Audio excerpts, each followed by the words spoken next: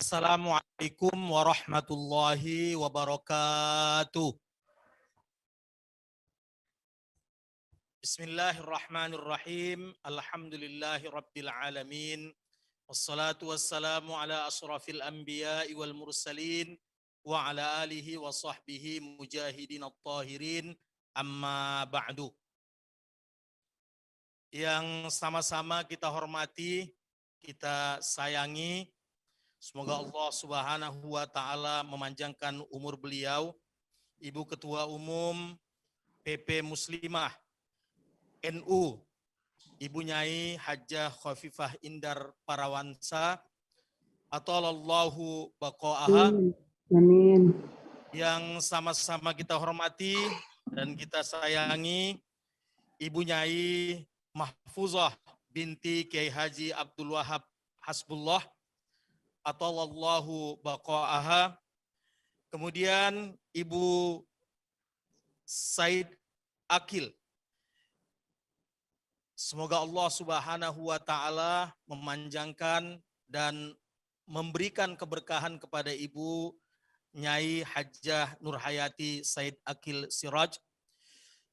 Semua pengurus pusat Muslimat NU, kemudian yang sama-sama kita hormati, kita sayangi, semoga tetap sehat dan selalu dalam lindungan Allah Subhanahu wa taala. Ketua Muslimat NU Sumatera Utara, Kakanda Ibu Nyai Hajjah Rohani MAP, semua yang dihormati oleh Ibu Nyai Dr. Anda Hajjah Rohani MAP yang sudah disebutkan di awal, hadirin wal hadirat, kaum muslimin dan muslimat rahimakumullah. Hari ini alhamdulillah setelah kita melakukan riyadhah yang cukup panjang, riyadhah para kaum muslimin dan muslimat, setelah kita membacakan surah Yasin, kunut nazilah, kemudian salawat dan salawat nariyah, salawat syifa dan lain-lain, rotib haddad, banyak sekali riyadhah yang kita lakukan pada hari ini. Selanjutnya dilanjutkan dengan mau'izah hasanah, dan memang ceramah yang baik itu namanya adalah mau'izah hasanah, bukan tausiah. Karena tausiah itu adalah wasiat orang yang mau meninggal. Jadi kalau disuruh tausiah, saya bilang saya mau memberikan mau'izah hasanah, bukan tausiah. Kenapa? Karena tausiah itu adalah dari kata wasiat, yang intinya adalah kalau mau meninggal, ya mbok ya ngasih tahu keluarga kalau saya meninggal nanti tolong buat begini dan begitu. Jadi ini yang benar. Jadi setelah kita melakukan riyadhah, doa, ada mau'izah hasanah, dan kita kaum nahdiyin dan nahdiyat harusnya membiasakan kalimat mau'izah hasanah, bukan membiasakan kalimat tausiah. Pada sekitar tahun 1948, Presiden Republik Indonesia Bapak Insinyur Soekarno meminta tolong kepada Abah Kiai Haji Abdul Wahab Hasbullah untuk membuat suatu acara yang intinya menyatukan kembali pendapat-pendapat pembesar negara Republik Indonesia yang baru saja merdeka. Setelah di awal kemerdekaan belum lagi ada kedaulatan, mereka banyak berselisih paham. Presiden Soekarno mendatangi Abah Kiai Haji Abdul Wahab Hasbullah, orang tua dari Ibu Nyai Mahfuzah yang sudah kita sebutkan di awal tadi. Kiai, tolong buatkan sebuah acara yang mana semua orang mau datang dan tidak menyinggung siapa-siapa. Maka tercetuslah pada waktu itu sebuah acara yang diberi judul dengan halal bi halal. Walaupun bentuknya kalimat tersebut adalah bahasa Arab, namun ketika tinggal di Republik Arab Syria, ketika menuntut ilmu di Universitas Abu Nur Damaskus, pada suatu hari ketika Duta Besar Republik Indonesia saat itu memberikan kesempatan kepada semua mahasiswa dan masyarakat Indonesia yang ada di Damaskus untuk melakukan silaturahim di rumah beliau. Pada waktu itu saya terdepan keluar dari asrama, dosen bertanya, ila aina antum zahibun, mau kemana kalian pergi? Pada waktu itu saya menjawab karena saya yang paling depan, ila halal bihalal. Lalu dosennya memutar tangannya. Biasanya kalau orang Arab Syria dia tidak paham, dia putar tangannya. Halal bihalal, ma ma'nahu. Dia mengatakan halal bihalal, itu artinya apa? Saya katakan halal bihalal ya Syekh. Halal bihalal. Ia mengatakan al-kalam bil lughah al-arabiyah walakin ghairu mafhum. Yang kau bilang itu bahasa Arab, tapi saya enggak ngertos. Orang paham. Jadi pada waktu itu seorang senior mengatakan, kami mau pergi ke sebuah majelis untuk saling menyambungkan silaturahim dan saling bermaafan. Jika kita lihat para muslimat dimanapun kita berada, ketika Allah Subhanahu wa Ta'ala berfirman, Bismillahirrahmanirrahim, Ya ayyuhalladzina amanu kutiba alaikumussyam kama kutiba alal ladzina min qablikum la'allakum tattaqun. Di sini ayat ini ditutup dengan la'allakum tattaqun, semoga kamu menjadi orang yang bertakwa. Lanjutan ayat ini disambung Allah pada surah Al-Baqarah. Dan pada surah Al-Baqarah dilanjutkan oleh Allah Subhanahu wa Ta'ala di surah Ali Imran dengan firman Allah Subhanahu wa Ta'ala, wasari'u ila maghfiratin min rabbikum wa jannatin arduhas samawati wal ard uiddat lil muttaqin.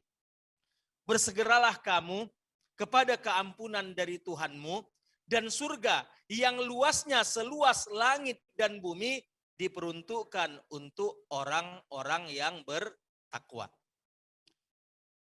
Kita bisa melihat kenapa kita mengadakan halal bihalal. Kenapa Abah Al-Maghfur, Almarhum Kiai Haji Abdul Wahab Hasbullah atau Abah Wahab Hasbullah itu mengadakan suatu ide yang luar biasa, apa yang dinamakan dengan halal bihalal. Pada waktu itu tidak dikenal sama sekali istilah ini.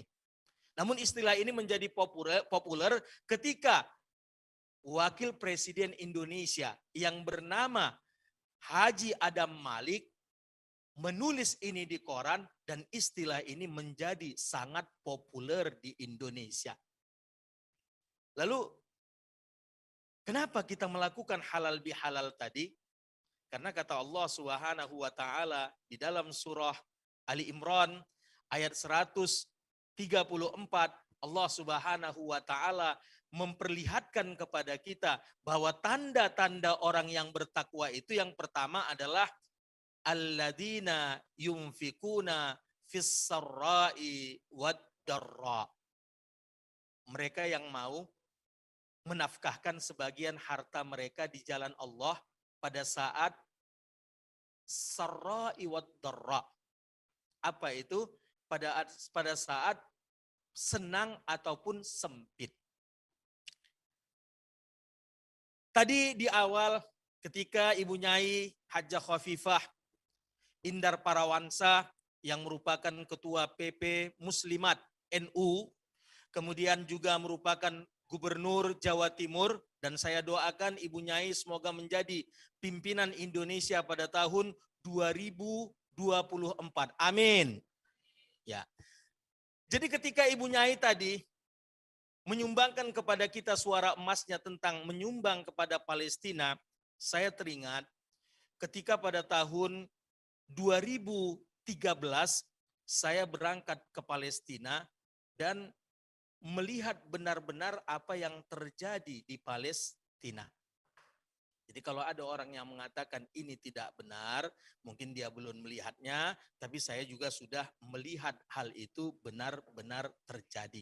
Bagaimana kita mengumpulkan donasi untuk warga Palestina, karena orang Islam itu seperti tubuh yang satu.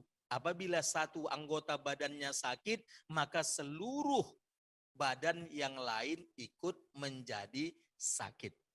Alladzina yunfikuna fis sarra'i wad dharra. Dan jelas sekali Nabi Muhammad SAW bersabda, mana naqasa malun min sadaqah. Harta kamu itu tidak akan berkurang karena engkau sedekahkan. Saya teringat ketika seorang anak muda melihat kotak infak lewat di depannya, ketika melihat kotak infak lewat di depannya, tiba-tiba ia membuka dompetnya, ia lihat mulai dari tukaran 100.000 lewat, 50.000 lewat, 20.000 lewat, 10.000 lewat, 5.000 lewat, terakhir ia berhenti di tukaran uang 2.000, lalu ia keluarkan 2.000-nya, ia masukkan dompetnya ke kantong belakang, ia masukkan uang 2.000-nya, sebelum kotak berjalan, tiba-tiba seorang bapak memukul pundaknya dari belakang, memperlihatkan tukaran 100.000 2 lembar. Dek, anak tersebut melihat bapak tadi, subhanallah, bapak ini kok nyumbangnya banyak sekali ya. Lalu ia masukkan, kotak berjalan, ia penasaran, lalu bertanya sama bapak tadi, Pak, kenapa bapak nyumbangnya terlalu banyak? Kenapa nyumbangnya 200.000? Bapak tadi mengatakan, bukan begitu dek. Tadi waktu kamu masukkan dompetmu ke belakang, uangmu jatuh 200.000. Sebetulnya saya tadi mau mulangkan saja.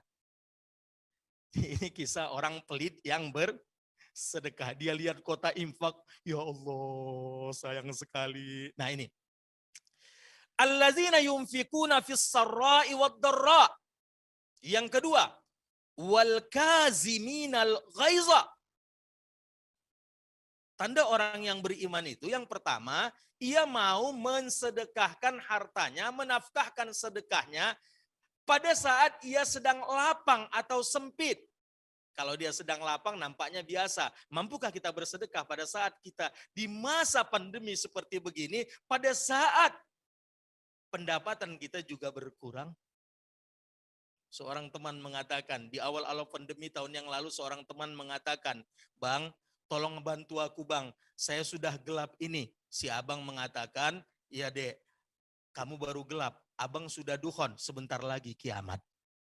Jadi artinya, ya ketika kita menafkahkan harta kita di jalan Allah pada saat senang ataupun sempit, insya Allah kita merupakan orang yang muttaqin, orang bertakwa. Yang kedua, wal kaziminal ghaiza, mampu menahan, mengendalikan kemarahannya. Ada orang yang mengatakan, saya memang tipikal saya begitu, marah-marah. Kalau saya tidak marah-marah, saya tidak senang. Betul, setelah dia marah-marah, dia senang. Tapi intinya, ia telah menyebarkan virus kemana-mana. Ini. Nah di sini, di poin yang ketiga, wal'afina anin nas. Ya, mau memaafkan orang lain.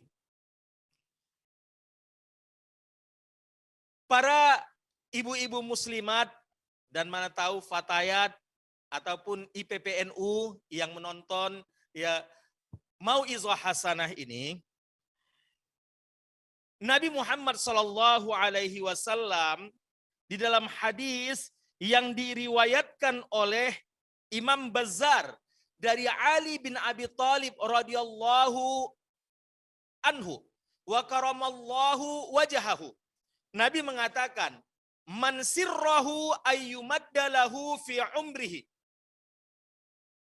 wa yuwassa'alahu fi rizkihi wa yub'adu anhu mitatus su'i falyattaqillah waliyasil rahimahu. Apa kata Nabi tentang halal bihalal ini? Siapa yang ingin mengetahui rahasia panjang umur, artinya umurnya panjang, kemudian diberkahi oleh Allah Subhanahu wa taala. Saya juga doakan ya Kakanda, Ibu Nyai, Doktoranda, Hajjah Rohani MAP ini dipanjangkan oleh Allah Subhanahu wa taala umurnya, karena memang masih sangat bermanfaat untuk masyarakat Sumatera Utara, terutama muslimat. Begitu juga Ibu Hajjah Wastiani Arahap, insya Allah. Ya, insya Allah. Wastiana, insya Allah. Dan kita semua.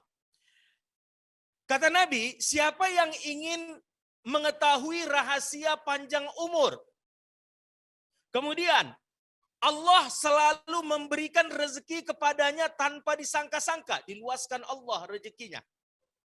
Ini kan yang paling sedih itu, udah pendapatan berkurang, sakit lagi, tapi ini antisipasinya.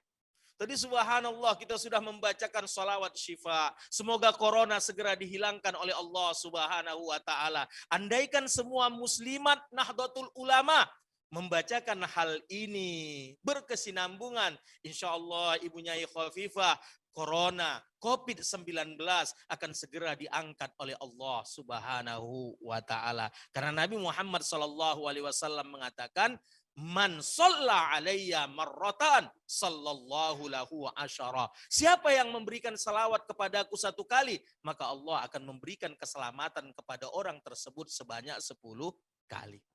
Jadi ini apa kata Rasul? Siapa yang ingin mengetahui rahasia panjang umur, kemudian Allah meluaskan rezekinya, dan Allah menjauhkan darinya kematian yang buruk. Ada 2 yang ia lakukan. Yang pertama, falyattaqillah. Hendaklah ia bertakwa kepada Allah. Saya melihat wajah satu persatu yang mengikuti ya acara virtual ini. Saya lihat tadi lebih dari 200 orang, wajahnya teduh. Semua alhamdulillah tidak melambangkan kebencian. Jadi insya Allah semuanya dijauhkan oleh Allah Subhanahu wa taala dari kematian yang buruk. Kata Rasul tadi, hendaklah ia bertakwa kepada Allah. Yang kedua, waliyasil rahimahu, dan hendaklah ia menyambungkan silaturahimnya. Jadi nggak mesti kita jumpa begini saja pun sudah luar biasa. Kenapa? Orang-orang Amerika, di samping mereka, ya sekarang umur orang Amerika itu rata-rata di atas 80 tahun. Kalau 70 tahun itu meninggal masih muda di Amerika. Itu rata-rata umurnya 80 tahun. Ketika diteliti, bukan karena suntik vitamin plasenta yang diberikan kepada mereka, tapi panjangnya umur mereka adalah waliyasil rahimahu. Karena mereka sering berkumpul, baik secara virtual. Ini alhamdulillah, Kakanda Hajjah Rohani ini seminggu ini asik menelepon saya saja. Saya tahu ini adalah tanggung jawab seorang ketua agar acara pada hari ini berjalan dengan baik dan sukses. Ini dia. Jadi ibu-ibu ya yang dirahmati oleh Allah, ada juga tadi Ibu Profesor Sri Sulis Tiawati, Dewan Pakar kita yang banyak membantu acara kita ini. Tadi sudah disebutkan oleh Ibu Nyai Hajjah Rohani MAP, ini saya sebutkan lagi. Terima kasih Bu, semoga Allah yang memberikan kesehatan kepada Ibu dan kita semua dan dijauhkan dari segala mara bahaya. Amin ya Allah, amin ya Rabbal Alamin. Di dalam hadis yang diriwayatkan oleh Imam Abu Daud dan At-Tirmizi, ketika kita berada 120 hari di dalam kandungan ibu kita, maka Allah menghembuskan napas kepada cabang bayi tersebut melalui malaikat Jibril alaihi salam. Kapan itu? Pada saat kita berumur 120 hari di dalam kandungan ibu kita. Ibu kita masing-masing. Nah, lalu Allah Subhanahu wa taala menyampaikan kepada Jibril, katakan kepada hambaku, Anar Rahmanu, khalaqtur rahma, wa syafaqtu laha isman min ismi. Faman wasalaha wasaltuhu wa man qata'aha qata'tuhu. Tahukah kita pada saat kita berada ya 120 hari 4 bulan di dalam kandungan ibu kita, maka malaikat Jibril mengembuskan napas kepada kita. Lalu atas pesan Allah, malaikat Jibril mengatakan, Allah berkata kepadamu, saya adalah Tuhan yang Maha Rahman. Saya adalah Tuhan yang Maha Rahman. Akulah yang menciptakan rahim ibumu. Jadi aku yang menciptakan rahim ibumu. Dan aku tempatkan namaku ya pada rahim tersebut. Makanya silaturrahim, silaturrahmi. Mana yang betul Ustadz? Ya wis lah, yang satu bahasa Arab, yang satu bahasa Indonesia. Pepaya, betik, gandol, kates, podo. Nggak usah ini. Jadi nggak usah dipermasalahkan, yang satu bahasa Arab, yang satu bahasa Indonesia. Jadi sudah, mana yang benar? Ah gitu aja kok repot, ya sudah. Nah, jadi ini, siapa yang menyambungkan silaturahimnya, maka Allah akan menyambungkan tali kasih kepadanya. Dan siapa yang memutuskan silaturahimnya, maka Allah akan memutuskan kasih sayang darinya. Ini hati-hati. Ini muslimat dimanapun berada, baik di dalam negeri, di pulau manapun di Indonesia ini, ataupun di luar negeri. Tadi kita lihat ada beberapa yang ikut dari luar negeri. Mari kita lihat begini. Ya.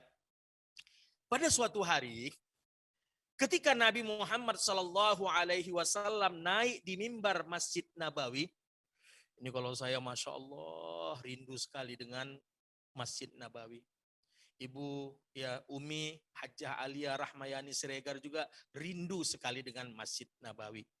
Saya kadang-kadang di dalam mobil saya putar, alangkah indahnya hidup ini, andai dapat ku tatap wajahmu. Di rapnya, ya Rasulullah ya Nabi Allah, kami rindu padamu.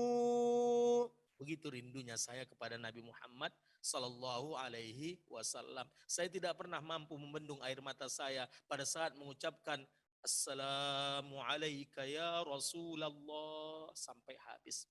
Nah, pada suatu hari ketika Nabi Muhammad Sallallahu Alaihi Wasallam berada di mimbar Masjid Nabawi, beliau mengacungkan jari telunjuknya pertanda bahwa beliau sedang bersumpah mengatasnamakan Allah. Nabi mengatakan, la yujalisanna ba'dal yaumi qati'ur rahmin. Jangan sekali-kali ikut lagi bersama kita, duduk bersama kita mereka yang memutuskan silaturahim. Ini bukan masalah yang kecil. Kenapa itu tokoh-tokoh NU, tokoh-tokoh muslimat sebelum hari raya, sebelum puasa melakukan punggahan, subhanallah. Orang Eropa, orang Amerika, orang Jepang baru mengenal kalimat unggah, kalimat upload. Nenek moyang orang Islam di Indonesia, terutama kaum Nahdiyin dan Nahdiyat, sudah mengenal punggahan ratusan tahun yang lalu. Coba, orang Indonesia itu memang canggih. Sebelum orang Barat memikirkan kalimat unggah, kita sudah melakukan punggahan. Pada waktu itu kesabaran kita sedang diuji ketika punggahan. Kenapa? Ada yang bawa rendang daging Padang, alhamdulillah tukaran nasinya dengan rendang jengkol. Ada yang bawa ikan gurami yang besar dagingnya, cuman dapat kepala ikan teri. Tapi karena pada saat itu sedang diunggah, semuanya mau datang, semuanya bergembira, ditutup dengan saling bermaafan. Ketika sebelum datangnya bulan Ramadan dan dilakukan dengan halal bihalal. Apa itu halal bihalal? Artinya adalah saling memaafkan seperti apa yang dikatakan di dalam Al-Quran. Surah Ali Imran tadi, wal kaziminal ghaiza wal afina anin nas. Nah, ketika Nabi berada di atas mimbar Masjid Nabawi, beliau mengatakan, la yujalisanna ba'dal yaumi qati'ur rahmin. Jangan sekali-kali ada lagi duduk-duduk bersama kami mereka yang memutuskan silaturahim. Seorang pemuda keluar memegang kepalanya dengan mengatakan, "Waili, alangkah celakanya aku." Nabi tetap berada di atas mimbar Masjid Nabawi.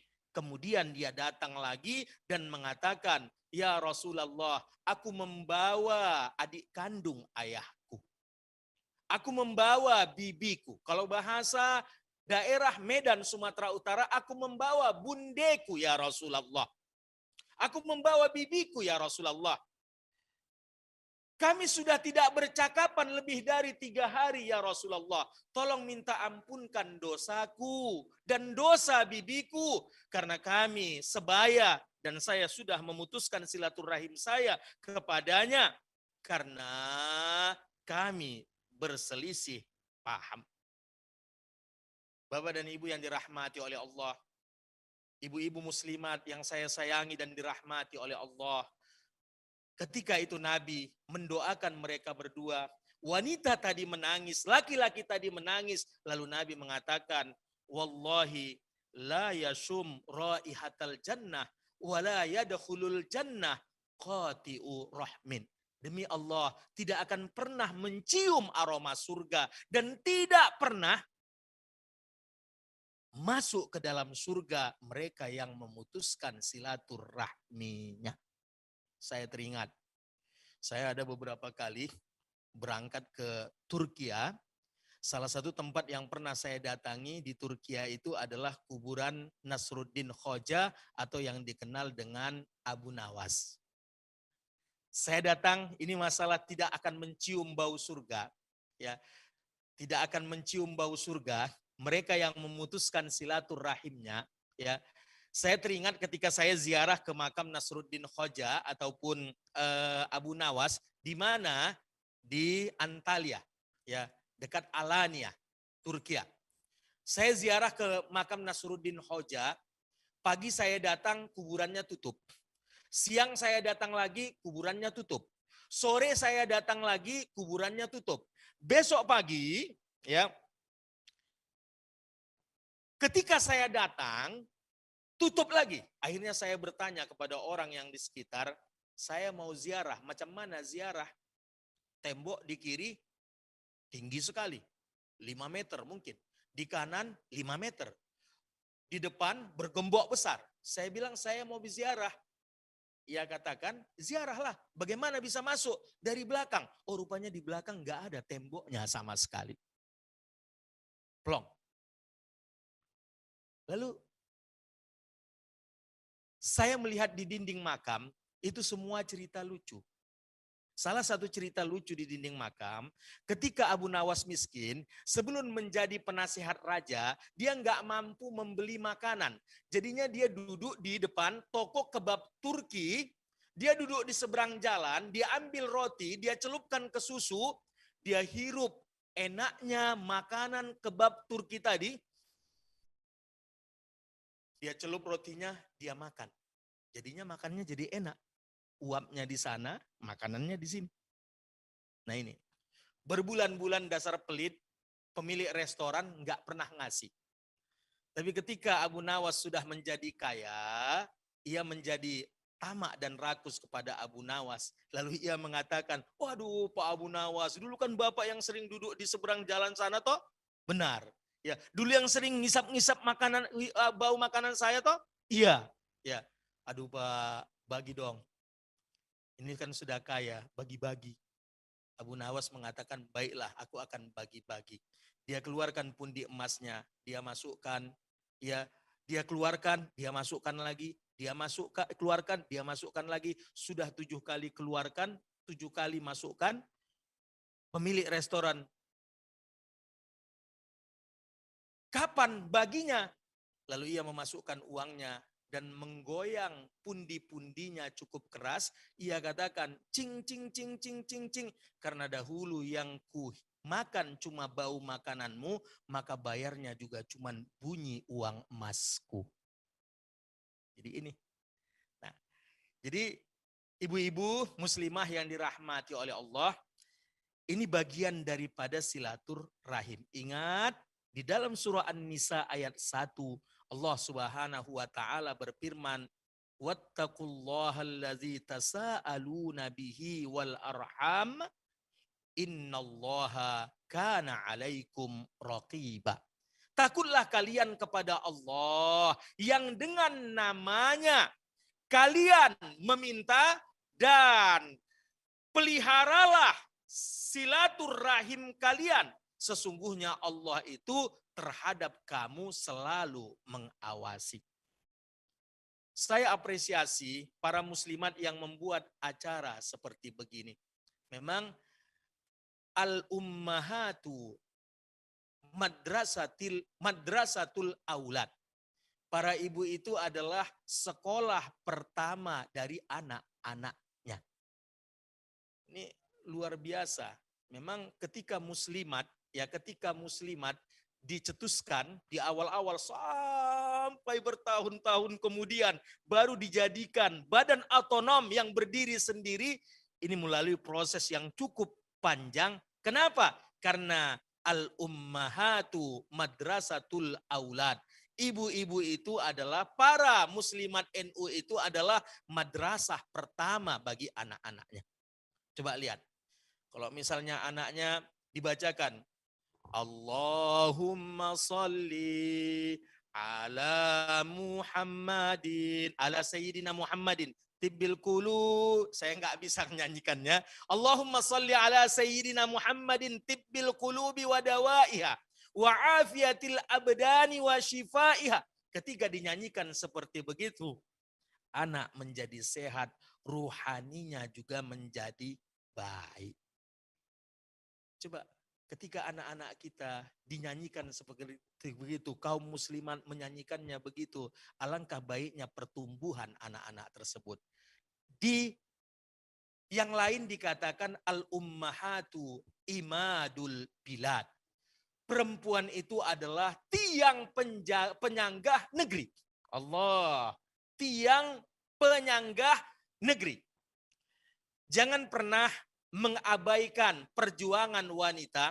Saya selalu mengatakan di pengajian para Nahdien, sebenarnya yang pertama sekali masuk Islam itu bukan laki-laki. Setelah Nabi Muhammad, yang pertama sekali masuk Islam itu adalah Khadijah binti Khuwailid, ummahatul muslimin.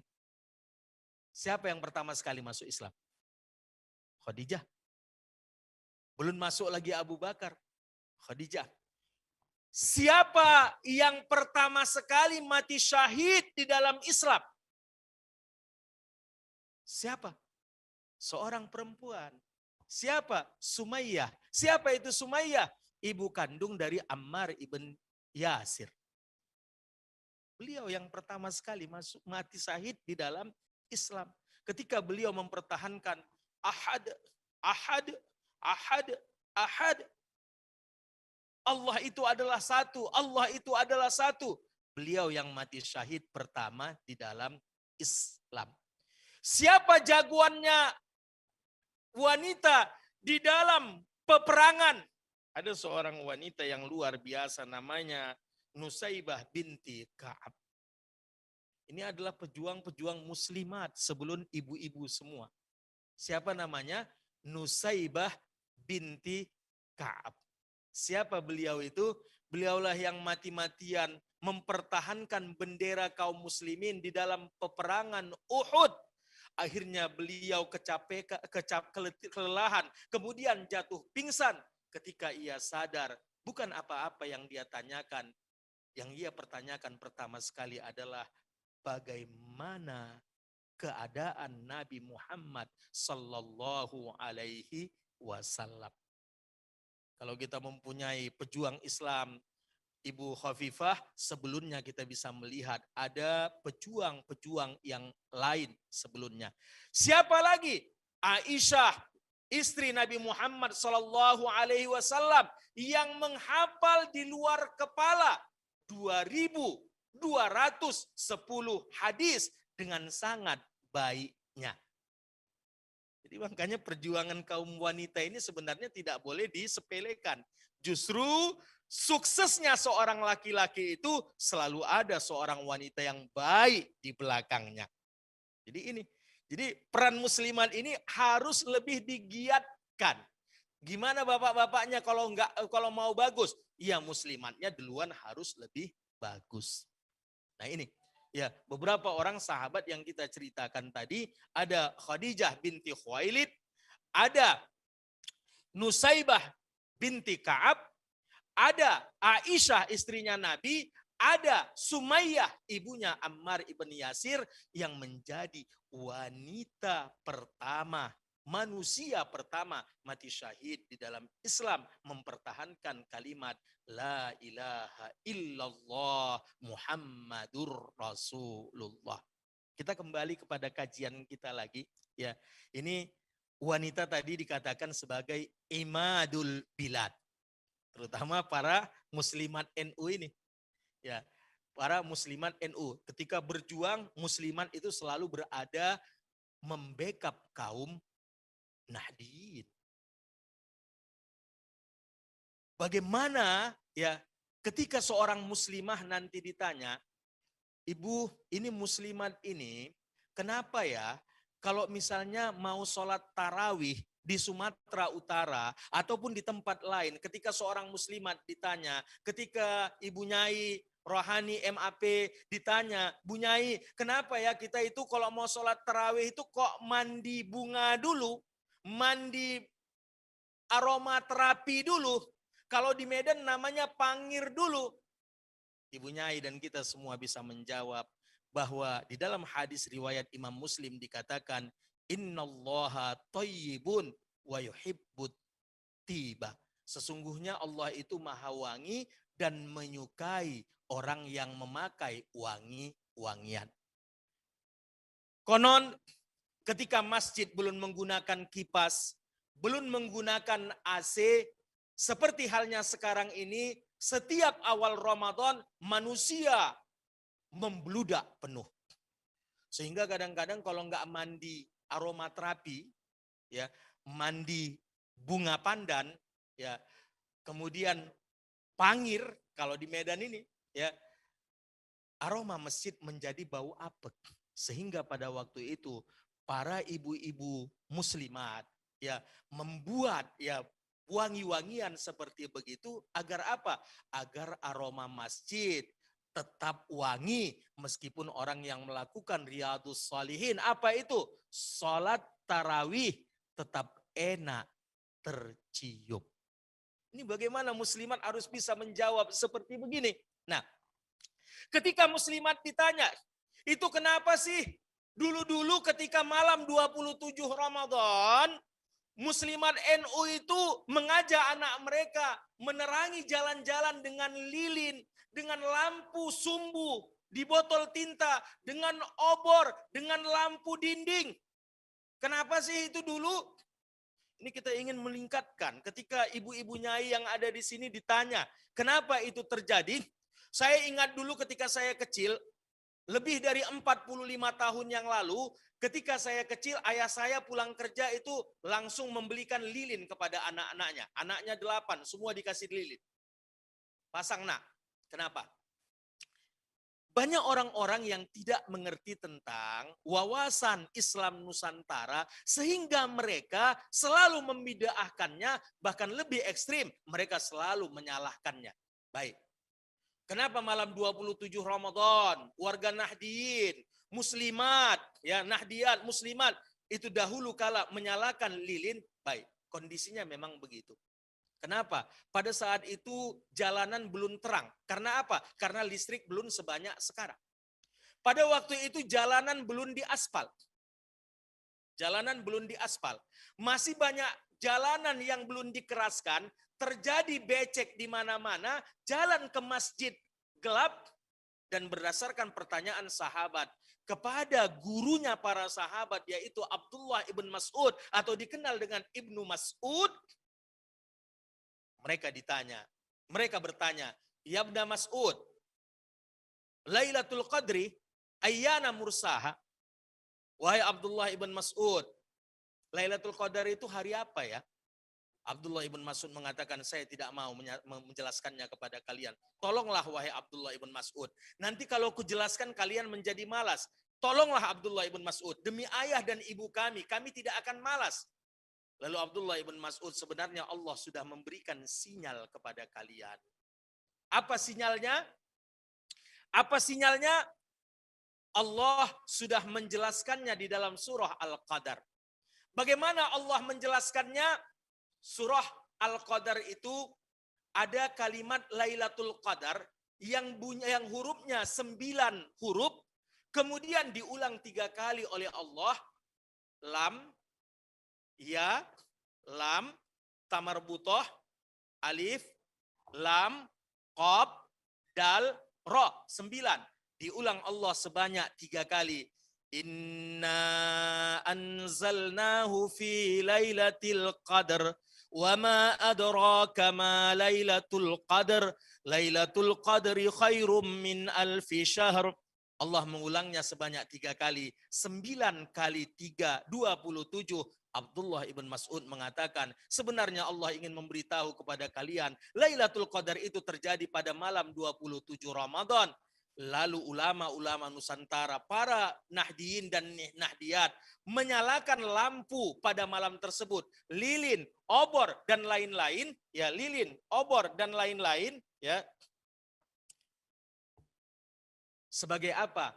Fazakir fa inna dzikra tanfaul mu'minin. Yang pertama, mengingatkan orang yang lupa biar ingat malam itu 27 Ramadan. Yang kedua, untuk memotivasi orang-orang berangkat ke masjid agar jangan terpijak becek dan bersemangat melakukan ibadah pada malam 27 Ramadan itu, ya, agar mendapatkan fadilah Lailatul Qadar. Insyaallah, ya, semoga ya mau'izah hasanah kita hari ini diberikan Allah Subhanahu wa taala manfaat kepada diri saya dan kita semua. Usikum wa nafsi bitaqwallah, wallahul muwaffiq ila aqwamit thoriq. Assalamualaikum warahmatullahi wabarakatuh.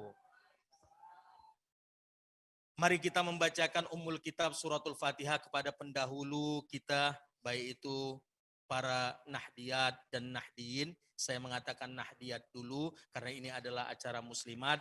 Untuk para nyai-nyai, ibu nyai yang telah mendahului kita semua, para orang-orang tua kita yang telah ya memberikan kesan baik kepada kita semua. Semoga Allah melapangkan mereka di dalam kuburnya. Semoga Allah membangkitkan kita dan mereka semua di akhirat menuju ke dalam surga. Ala hazihin niyatis salihah. Al-Fatihah. A'udzubillahi minasyaitonirrajim. Bismillahirrahmanirrahim. Alhamdulillahi rabbil alamin. Arrahmanirrahim. Maliki yaumiddin.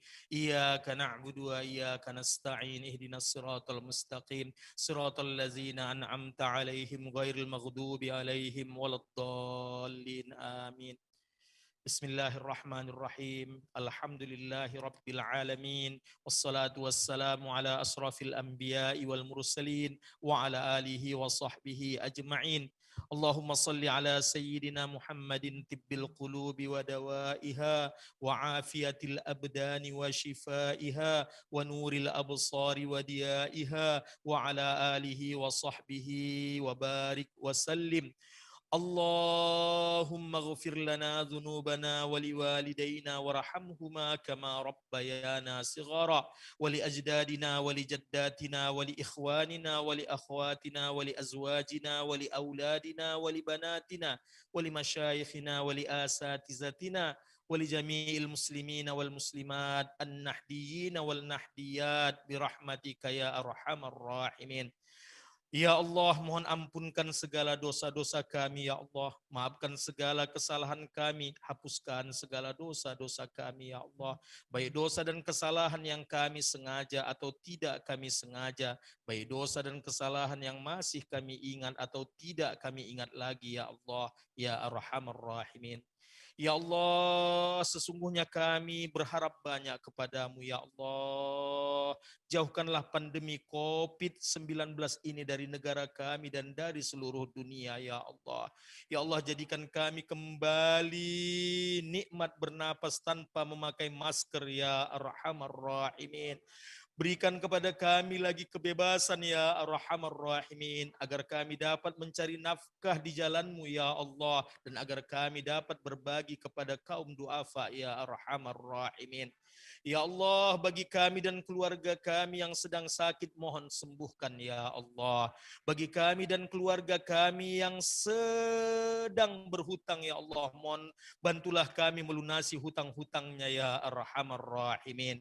Dan bagi kami atau keluarga kami yang keluarganya sedang terguncang, ya Allah, kembalikan kehidupan kami menjadi sakinah, mawaddah, dan rahmah ya Arhamar Rahimin. Ya Allah, terkhusus bagi anak cucu kami, ya Allah, bagi mereka yang masih dalam pendidikannya, mohon berhasilkan mereka di dalam pendidikannya, ya Allah. Bagi anak cucu kami yang sudah selesai pendidikan namun belum mendapatkan pekerjaan yang baik, berikan kepada mereka pekerjaan yang baik dan halal, ya Allah. Bagi anak-anak kami, ya Allah, saudara-saudara kami, ya Allah, yang sudah cukup umur namun belum berjodoh, berikan kepada mereka jodoh yang baik, ya Allah. Jodoh yang dapat membahagiakan mereka di dunia dan di akhirat, ya Arhamar Rahimin. Dan bagi anak-anak kami, saudara-saudara kami yang sudah menikah namun belum Engkau anugerahkan keturunan, berikan kepada kami semua keturunan yang soleh-soleh, ya Arhamar Rahimin. Keturunan-keturunan yang solehah, solehah, ya Arhamar Rahimin. Rabbana la taja'alna farda wa anta khairul warisin. Ya Allah, dengarkan doa kami, ya Allah. Tetapkan keimanan kami dalam pemahaman Islam ahlus sunnah wal jamaah, ya Allah. Tetapkan kami menjadi kaum nahdiyin dan nahdiyat, ya Arhamar Rahimin. Dan seperti janji Hadratus Syekh kami, ya Allah, siapa yang mau mengurusi Nahdlatul Ulama ataupun muslimat Nahdlatul Ulama, akan beliau jadikan muridnya dan akan beliau doakan masuk ke dalam surga, ya Allah. Dengan segala keriduan-Mu, ya Allah, jadikan kami semua para ahli surgamu, ya Allah. Dan izinkan kami mengajak semua anggota keluarga kami, ya Allah, agar masuk ke dalam surgamu, ya Arhamar Rahimin. Ya Allah, jauhkan bangsa kami dari huru hara, ya Allah. Jauhkan negara kami dari orang-orang yang ingin menyebabkan disintegrasi bangsa kami, ya Allah. Tetapkan kami dalam bendera negara kesatuan Republik Indonesia, ya Arhamar Rahimin. Ya Allah, Engkaulah yang membalas orang-orang yang ingin menghancurkan kami, ya Arhamar Rahimin, yang ingin memecah belah negara kami, ya Allah. Kembalikan, ya Allah, kebusukannya kepada orang-orang tersebut, ya Allah. Jagalah kami, ya Allah. Jagalah keturunan-keturunan kami, ya Allah. Hidupkan kami semua dalam keadaan Islam, dan jika kami mati, mohon matikan kami dalam keadaan beriman, dalam pemahaman ahlus sunnah wal jamaah, ya Arhamar Rahimin. Ya Allah, jadikan curah hujan-Mu menjadi rahmat bagi kami, ya Allah. Sebagai pembersih penyakit COVID-19 yang ada di negara kami, ya Allah. Jadikan panas matahari-Mu, ya Allah, sebagai pembersih bagi penyakit-penyakit ini, ya Allah. Jadikan kami tetap menjadi baldatun thayyibah wa rabbul ghafur birahmatika ya arhamar rahimin. Allahumma ya man la yaruddus sa'ila ويا من أمره بين كاف والنون وإذا أراد شيئا أن يقول له كن فيكون كن حافظا لنا وشفاء لأمراضنا برحمتك يا أرحم الراحمين. ربنا آتنا في الدنيا حسنة وفي الآخرة حسنة وقنا عذاب النار. وصلى الله على سيدنا محمد النبي الأمي وعلى آله وصحبه أجمعين والحمد لله رب rabbil alamin. Wallahul muwaffiq ila aqwamit thoriq. Assalamualaikum warahmatullahi wabarakatuh.